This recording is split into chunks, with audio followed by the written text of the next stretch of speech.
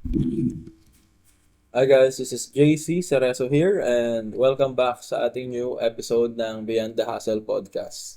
Naging busy tayo this past weeks, past months, busy sa work, busy ako and sa lunch. And yeah, congratulations sa mga umattend sa Parliament lunch. Now, since na-launch na natin yung community, babalik na tayo dito sa podcast natin.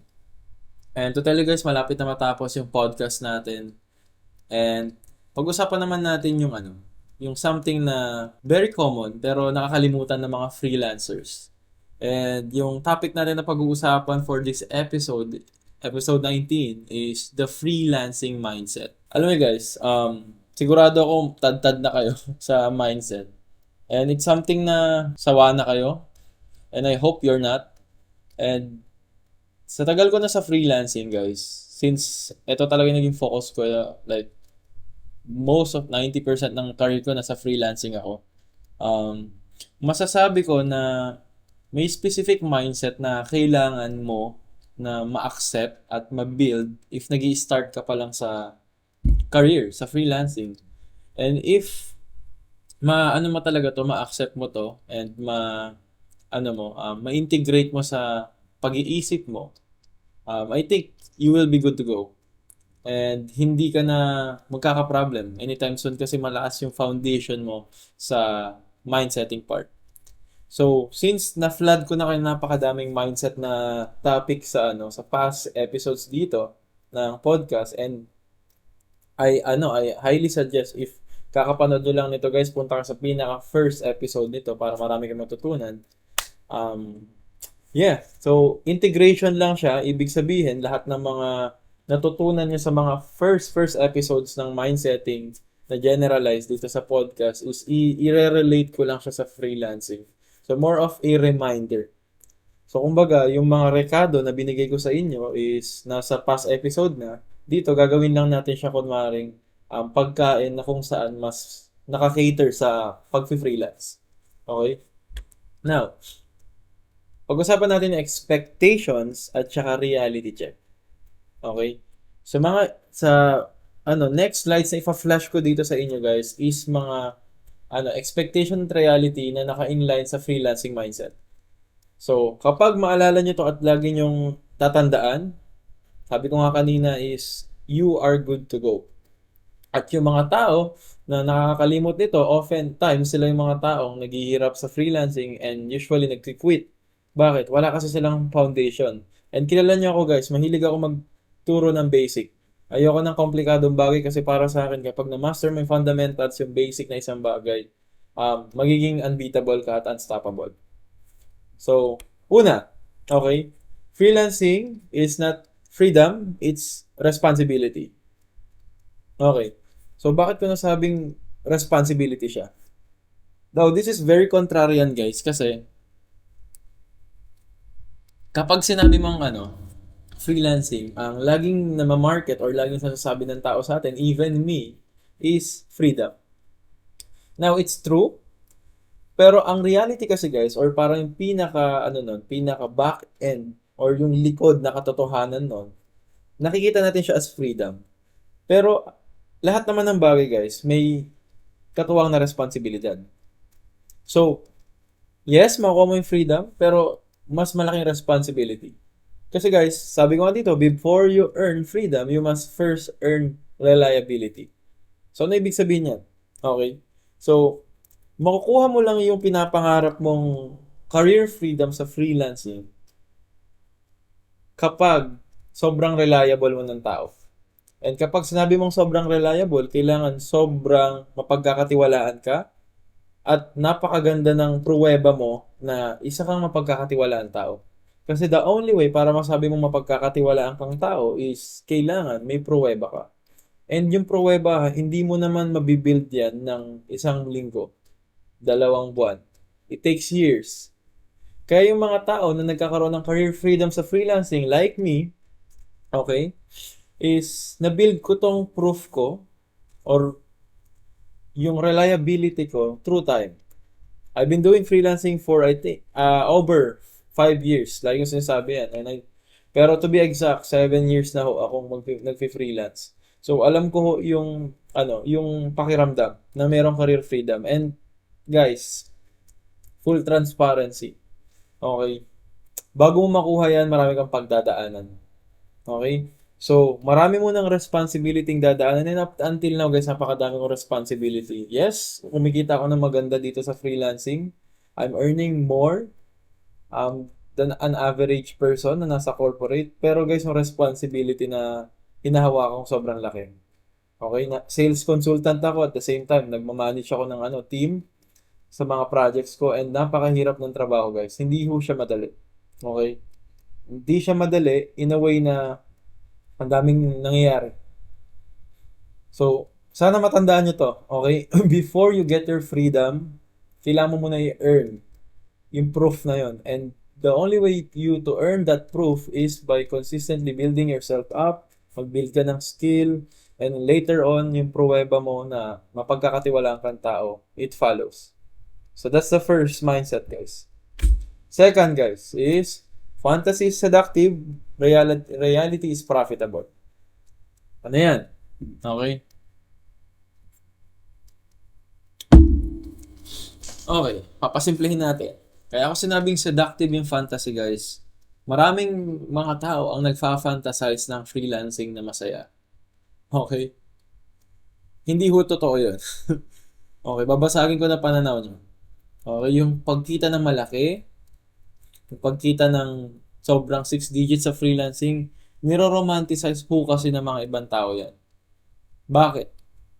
Siguro, in a way, para mag-recruit sila ng something or magbenta sila ng something na hindi naman ako against. Pero ang reality ho, okay, sa freelancing, guys, it's super seductive yung fantasy dyan to the point na lolokohin ka niyan. Kaya nga siya fantasy eh. When you say fantasy, hindi siya totoo.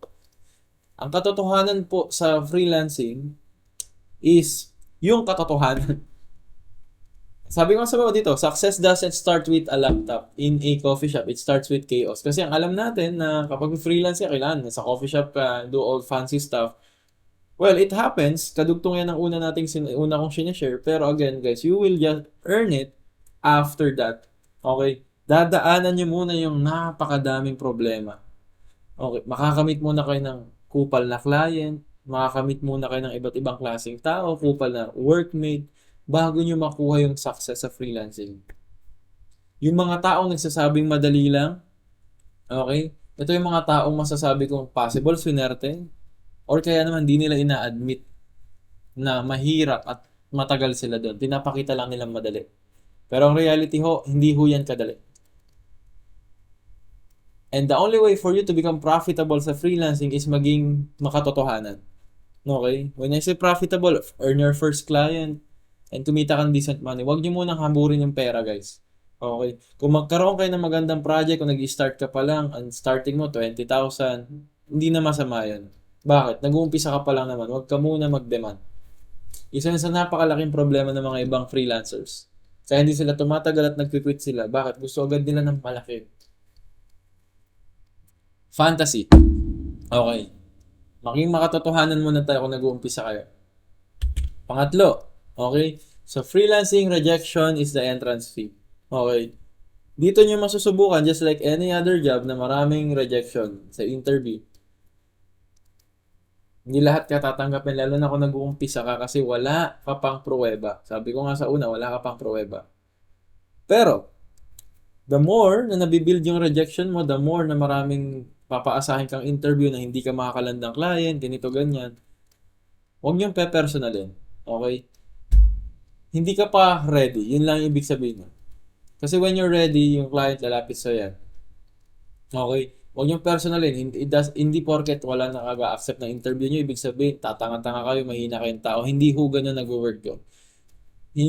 Take mo siya as something na hindi ka pa ready, may kulang pa. Lagi mo nga ask yung sarili mo, ano ba yung kulang? So, if maka-encounter ka man ng rejection, ibig sabihin, nasa freelancing game ka na kasi nagtatry ka. And most of the people don't even want to try. Ikaw sinusubukan mo, dun pa lang panalo ka na. Okay? Yung fact na inaaral mo, nanonood ka ng video na to, at tinatry mong freelancing, ibig sabihin, nasa game ka ng freelancing and dapat maging proud ka sa sarili mo. That's the first step. Okay, next. Value first, client second. Ibig sabihin yan. Okay?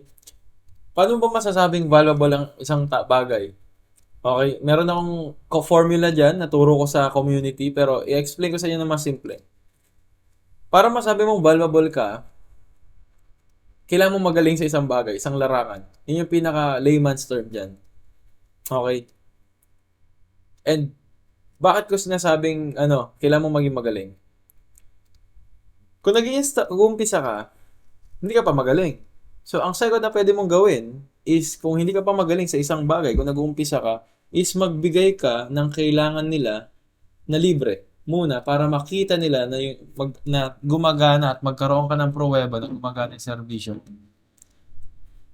Napakadaming freelancers gusto nila agad ng malaking client.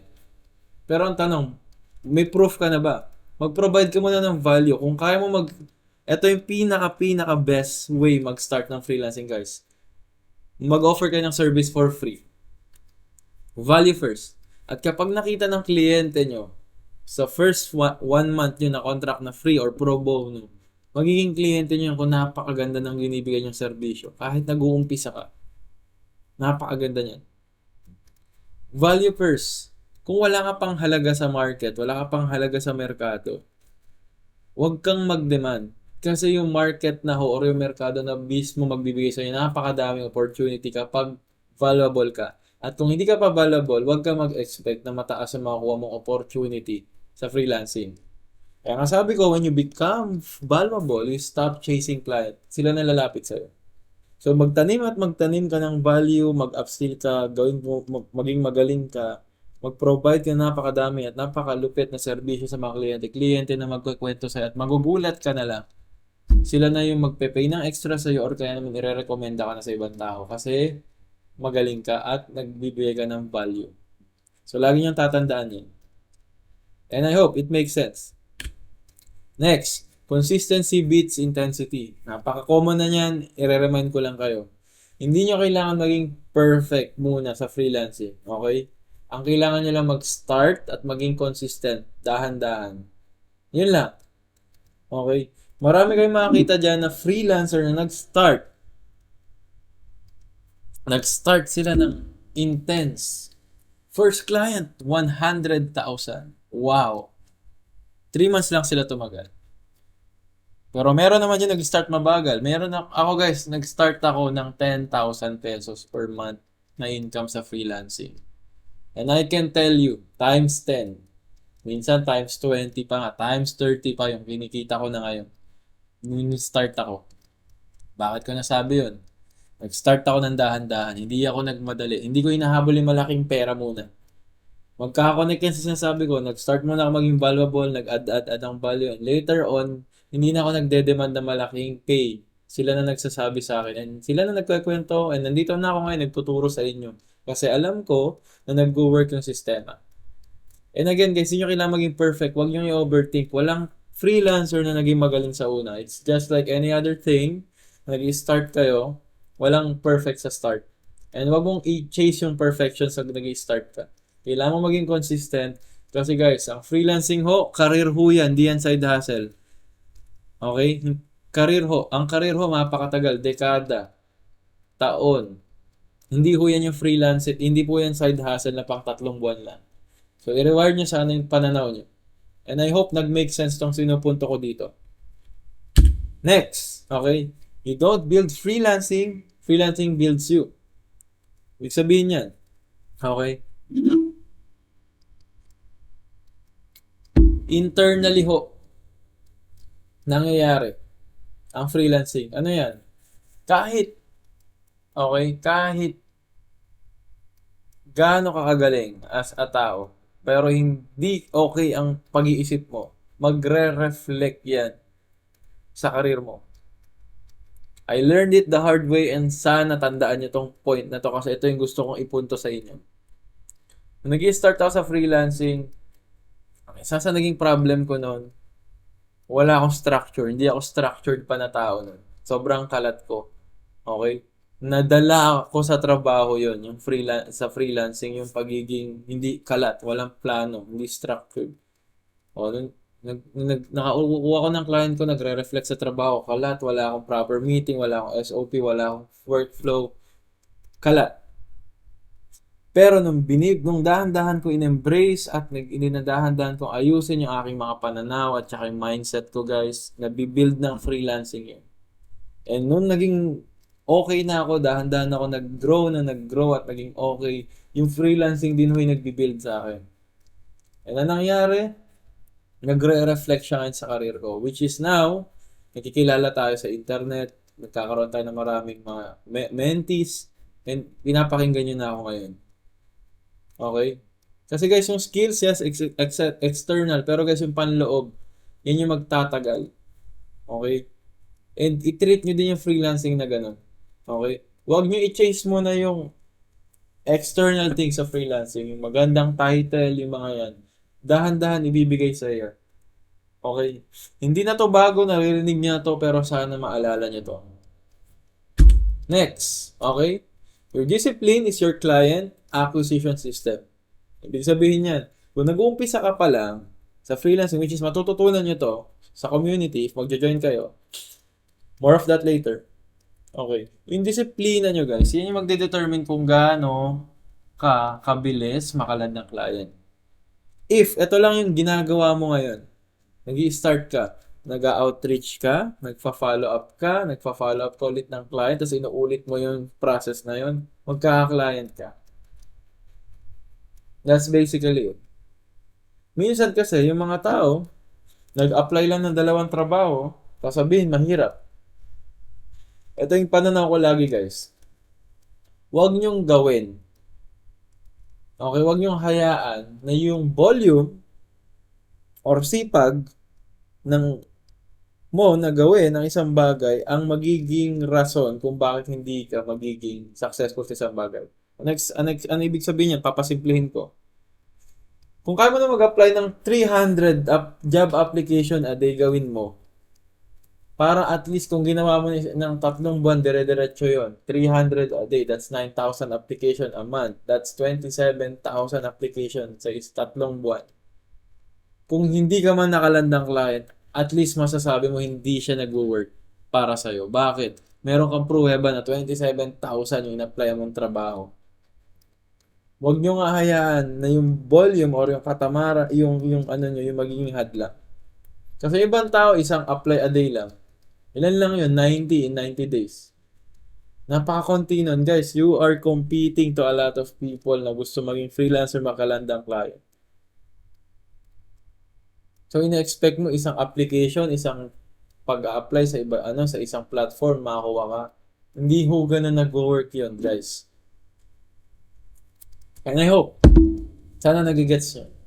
Eh, napakasimple lang. Mag-outreach ka ng client, mag-follow up ka. Ulitin mo lang, day-to-day, volume, damihan mo. When I was starting, I was doing 200 to 300 applications a day. Ika-4th month ko nakuha first client ko. Wala ang laman resume ko nun. Kaya ako sinasabi to sa inyo kasi guys, volume. Kapag mas marami mong ginagawa isang bagay, tumataas chance mo maging swerte kahit papano. Now, lagyan mo disiplina yan, everyday mo gawin. Trust me, mas okay at magkakataas yung probability mo makalandang client. And I hope, mag-make sense yan. Now, okay, next, stop needing clients, start solving problems. For sure, alam nyo na to, pero i-remind ko ulit sa inyo to. Okay? Kaya ako nag-exist ang negosyo kasi may sinosolve yung problema. And yung duty mo as a freelancer is isipin mo kung ano ba yung malaking problema ng mga tatargetin mong kliyente.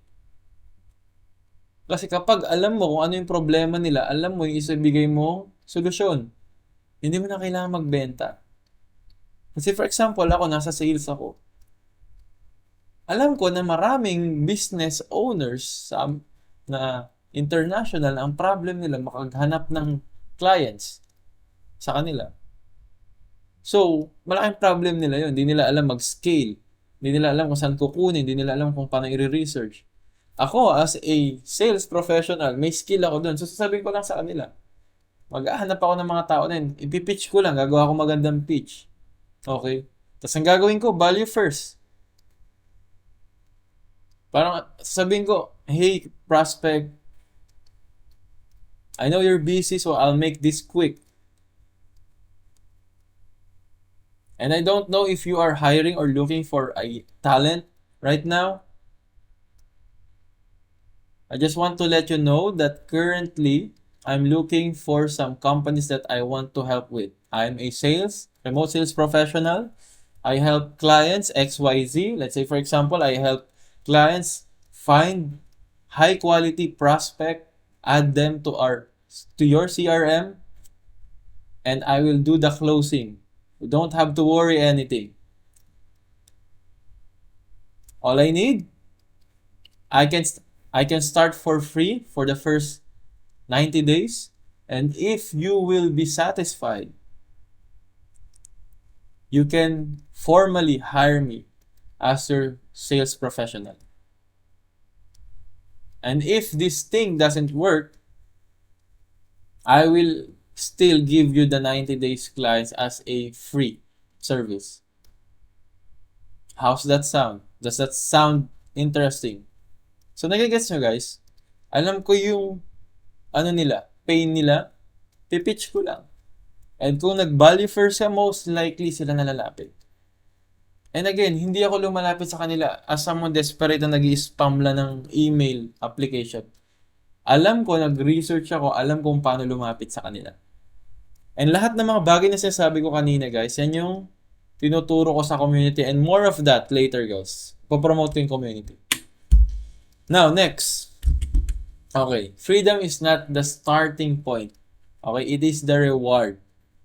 Kakasabi ko lang kanina guys, once you achieve career freedom sa freelancing, yan yung reward ng hardships na ginawa nyo. Ibig sabihin, gumagana na at tumatagal ka na sa game. Ibibigay niya as reward yan. Naramdaman ko yung career freedom guys nung nasa 4th year na ako. Okay, so that was 2 to 3 years ago. Doon ko na naramdaman na shit, pwede na pala ako mag-work na nasa dagat ako. Pwede na ako mag-work na nandito ako. Literal guys, may freedom ako. And yun yung reason kung bakit nag-exist ako. Gusto ko i-share sa inyo yung feeling na yun. So, i-share. And sabi ko nga dito, freedom is the result of being valuable consistently. So, kung consistently mo ginagawa yan, kadugtong ng mga past lives, yung disiplina mo na magre-reward sa'yo, and magugulat ka na lang 2-3 taon ka na sa freelancing, okay na. It will just happen naturally. Mararamdaman mo kapag nagkakatiwala na client mo sa'yo, makakapag-travel ka na, dala mo lang laptop. So I hope nagme-make sense tong part na to. Next. Okay? You don't get paid. And I think this is the last, guys. You don't get paid to try. You get paid to deliver. Tandaan nyo yan. Ito isa sa pinaka-problema ng mga freelancers na nami-meet ko, guys. Okay? Kaya kanila nga binabayaran ng pera kasi para i-solve mo problem nila, para i-deliver mo yung resulta na pinangako mo sa kanila. Hindi pwedeng bara-bara dito. Kaya maraming nag-quit at dito matagal na freelancer. Bakit? Hindi nila sinaseryoso yung trabaho, or kaya naman hindi nila alam yung trabaho. Maging honest kayo.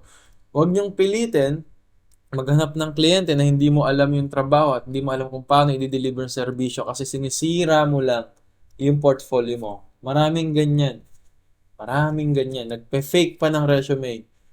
Huwag kayong ganun. Magpakatotoo kayo. Kung hindi mo alam yung trabaho, sa interview pa lang sabihin mo na agad. Kasi guys, sa freelancing, ulitin ko, hindi ka binabayaran para magsubok-subok lang. Binibayaran ka nila kasi kailangan mo i-deliver yung resulta na kailangan nila na masolve na problema. So the moment na hindi ka mag-deliver, tik-tak, gaganyan yan. Tapos makugulat ka na lang, tanggal ka na sa trabaho. Tanda mo yan. And always remember guys, winners are not the most talented. They are the ones who don't quit. Again, just like any other game, sports, etc., Yung mga tumatagal sa freelancing ay yung mga tao na tumatagal sa freelancing. As long as nandito ka, hindi ka mag-quit, hindi ka pa, yung market, dahan-dahan kanya bibigyan ng opportunity. If hindi ka mag-quit. Now, yan yung mga mindsets na kailangan nyong tandaan and isa puso nyo if you want to become a freelancer soon, na maging successful and hopefully mag-grow yung career nyo. Now, the next thing is, Sir JC, paano ba maging freelancer? Okay guys. Sa mga hindi nakakaalam or sa bago sa channel ko, guys, I'm a remote sales professional. Okay? Pero right now, I'm already a sales consultant, so I already work with different companies, international tsaka national, Philippine, international. So, nag-i-strategize na ako ng mga sales process, tumutulong na ako, and nagko-consult na ako sa mga entrepreneurs at mga business people na nagra-run ng mga malalaking sales team. Yun yung ginagawa ko. Pero nung nag-umpisa ako dati, guys, pinaka-core foundation ko is remote sales. Now, if ikaw yung tao na gusto mo mag-start ng freelancing, wala kang kapital, hindi mo pa alam kung kanino ka makikinig at hindi mo alam yung tamang daanan para makapunta ka on landing your first client, guys, meron akong free community about freelancing na nagtuturo ng remote sales. So, libre to guys, and right now, this is the biggest in the Philippines. At the moment guys, 811 yung tao na nasa loob. And it's growing. Ano ba yung mapapala nyo dito guys sa the parliament? Sa community, sa remote sales community. Okay? Nandito na lahat yung kailangan nyo sa community guys. Una, nandito yung learning. From literal na wala kang alam sa freelancing, up to landing your first client, meron tayong module dito. And it's very comprehensive guys. Ibig sabihin, hindi nyo na kailangan maghanap-hanap pa. Naka-design siya para malaman nyo lahat. Dahan-dahan. So, nandito. Okay? Meron tayong events, meron tayong leaderboards. Hopefully, magkaka-events tayo soon since ano pa lang launch natin. May leaderboards dito guys. Yan yung mga taong active, makikita nyo. Tapos, ang pinaka gusto ko dito guys, sobrang active ng community. Dinisenyo ko siya maging active. So, meron tayong announcements, mga bagong tao nagpapakilala, nagpaparaffle ako dyan from my own pocket to help you para mas ma-motivate kayo. May mga gift din ako dyan, may motions, assignment, victories, milestone, questions. Nandito na lahat guys. 811 na tao guys na gusto maging freelancers and specifically remote sales, which is my expertise. Lahat ng alam ko, ibibigay ko for free. Wala kayong babayaran dito. Walang upsell, walang downsell. Lahat guys. Totally free. Totally free lahat ng pinakita ko sa inyo. And, tignan nyo guys. Meron ko sa example. Okay? Ito, bago lang to. Bago lang to. Ayan no. Sabi ni Albert, I gained more knowledge and got to know JC even better. I realized that what JC said is true, that no matter how much information you know, if you don't know how to use it, or if there's no structure, it's useless. I also learned the origin of the meaning of the word parliament. Okay? So, dignan mo, ito naman guys, si Rafi. Sa una pa lang, ang dami mo nang natututunan. Dito ko nalaman na iba-iba pala klase ng salesperson. Like, kala ko salesperson ka is pwede ka pumasok kahit saan. Katulad ng example ni Sir JC tungkol sa insurance. Salesperson and real estate salesperson. Grabe, mind-blowing talaga. Excited na ako sa susunod na video. And look guys, merong member nagko-congratulate at nagwe-welcome sa inyo dito. And super active.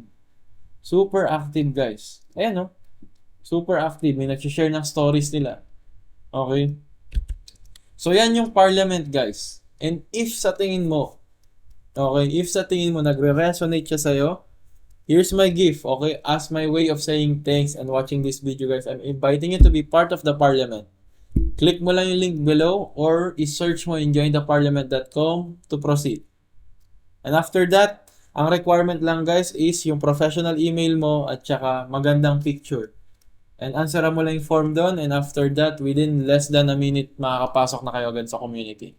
And you can start your freelancing journey. And it's focused on remote sales. So again guys, looking forward and see you sa next episode.